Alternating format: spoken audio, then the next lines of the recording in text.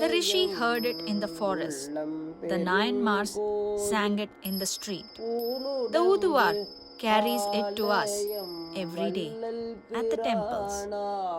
This line captures a profound civilization continuity.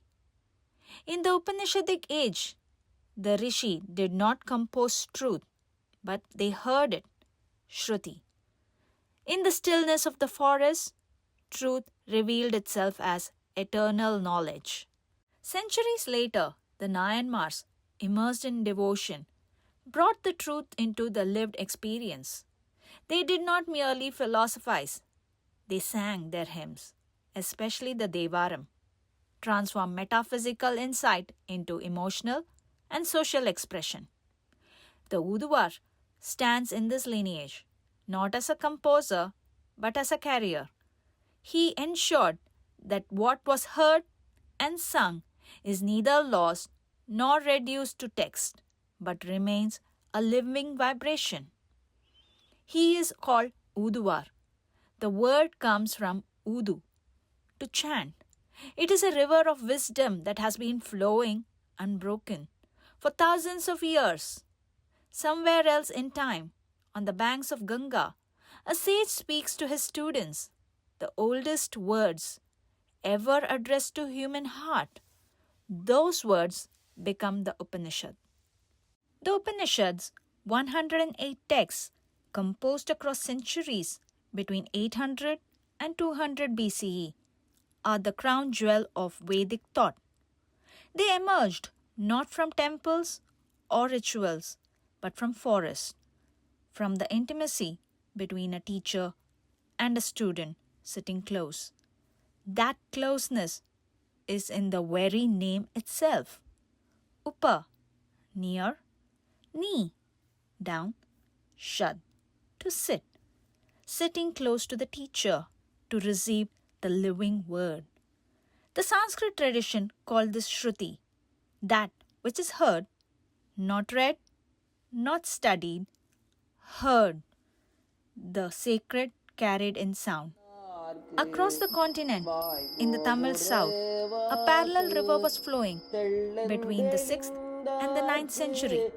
Three great Nayanar saints, Appar, Sambandar, and Sundarar, composed 796 hymns of such philosophical depth and lyrical beauty that they were called the Tamil Veda.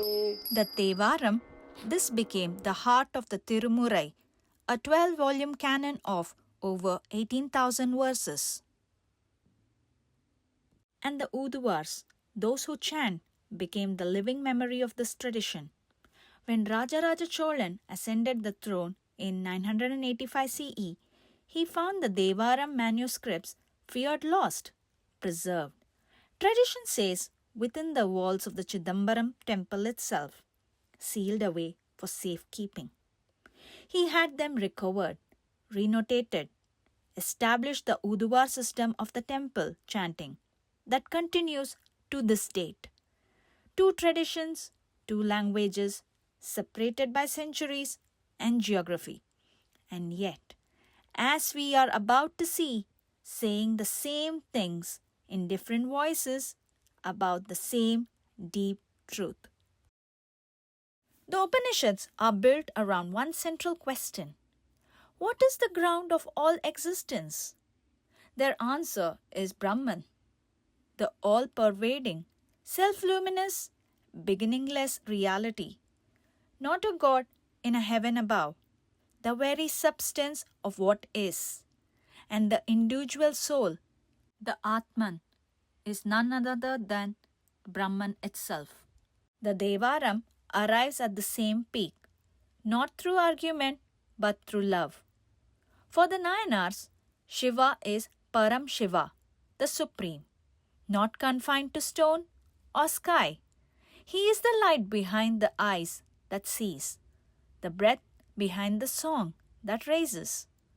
The Shetavastra Upanishad, one of the earliest Shaiva Upanishad, had already declared this. It introduced three eternal realities: Pati, the Lord; Pasu, the individual soul; Pasha, the bond that keeps the soul in ignorance. Tirumular, in his Tirumandiram, translated this entire framework into Tamil verses, making it the philosophical backbone of the Odhuvar tradition. And Sambandar, the child saint, whose voice is said to have echoed centuries, captures the paradox of this supreme reality in a phrase of breathtaking economy, perfectly mirroring what the Katha Upanishad says about the Atman. Across these two traditions, five great souls stand as living proof that the wisdom of the Upanishad and the wisdom of the Tevaram are two names for the same fire. There is a Tamil proverb that has endured for centuries. One who does not melt at Tiruvasagam will not be moved by any other sacred utterance. Manikkavasagar's entire spiritual journey is the lived experience of Tattvamasi, not as a proposition but as a catastrophe of grace. He did not understand the teaching, but then feels peace. He was shattered open and only then understood what he had always been.